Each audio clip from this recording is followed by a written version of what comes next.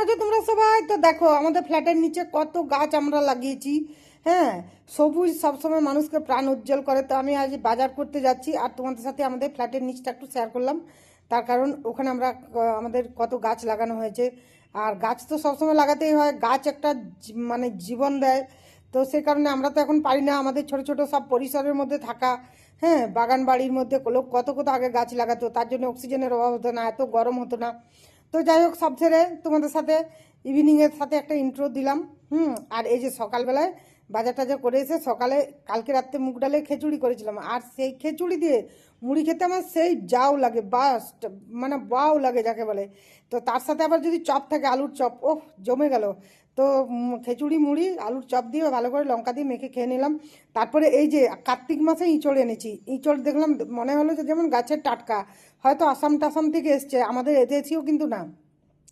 তো ইঁচড়টা প্রথমে আমি সেদ্ধ করে নিয়েছিলাম, সেদ্ধ করে তারপরে দিয়েছিলাম, সেদ্ধ করে জলটা ছেঁকে ইঁচড়টা রেখেছি। আর কম তেলে তো রান্না করতে হবে আমার হাজব্যান্ডের জন্য, তার জন্য একদম কম তেল দিয়েছি কড়াই দেখো। তারপরে পেঁয়াজ আদা আর জিরে বেটে দিয়েছিলাম, সেটা ভালো করে ভাজা হয়ে গেছে। তারপরে টমেটোটা দিয়েছি, টমেটোটা দিয়েও ভালো করে ভাজা হয়ে গেছে।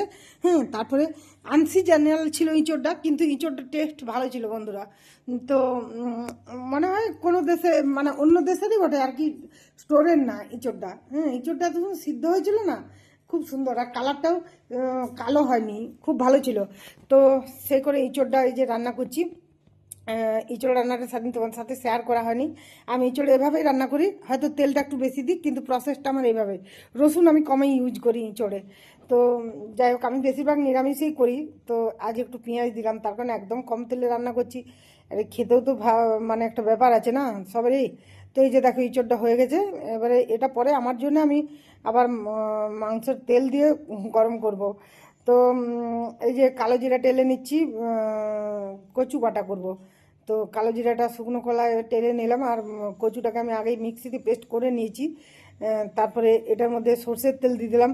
যে কোনো ভর্তা মানে কচু ভর্তা এটা আর কি, যে কোনো ভর্তাতে সর্ষের তেল ইউজ না করলে কিন্তু ভর্তাটা ভালো হয়নি, মানে অতটা স্বাদ হয়নি আর কি। তো তারপরে রসুনটা দিয়ে এটা ভালো করে, এটা তো কচুটা প্রথমে কাঁচা লঙ্কা আদা দিয়ে বেটে নিয়েছিলাম, এই কাঁচা লঙ্কা দিয়ে বেটে নিয়েছিলাম, তাহলে রসুনটার কালো জিরাটা শুধু তেলে দিয়েছি আর লঙ্কা দিইনি। তারপরে এটা জাস্ট ভাজা ভাজা করে ইয়ে করে নিচ্ছি, কী বলে, এই দেখো কচুর থেকে তেল বেরিয়েছে। তো সেদিন তোমাদের সাথে আমি এই রেসিপিটা শেয়ার করতে পারিনি, আজ রেসিপিটা শেয়ার করলাম। সেদিন জাস্ট একটু অংশ শেয়ার করেছিলাম। আর এটা খেতেও কিন্তু মানে জাস্ট সেই রকম হয়েছিল গরম ভাতের সাথে। তারপরে পুটুসের স্কুলে ছিল এক্সিবিশন। তো এই যে এক্সিবিশনে গেছিলাম, মা ছেলে দুজনে গেছিলাম। সে ছেলে তো আসবে না কোনো মতে, সমস্ত জিনিস দেখে বলছে সবগুলোই নেব। হ্যাঁ, যা যা এক্সিবিশনে হয়েছে। তো এই আর কি, দেখো আলপনার থেকে সমস্ত কিছু দিয়েছে। পুটুসদের তো মিশনে পড়ে, পুটুসরা ওদের ডিসিপ্লিন খুব স্কুলটাতে। তো এই যে এক্সিবিশনে রুমে ঢুকাই মুশকিল, এত ভিড়, বাবা মা গার্জেনদের এত ভিড়। হ্যাঁ, তারপরে একটা ছেলে এটা এক্সিবিশনে প্রেজেন্ট করেছিল, তো আমি ভাবলাম যে একটু তুলে তোমার সাথে শেয়ার করি। তো এটা ও দিয়েছিল আর এক্সিবিশনে সমস্ত রকম মাটির থালাতে খাবার পরিবেশন করা আর কি, আমাদের ঐতিহ্য তো মাটি, তার জন্যই মাটির থালাতে খাবার পরিবেশন করেছিল। তো ভিডিওটা কেমন লাগলো, লাইক করে ফলো করে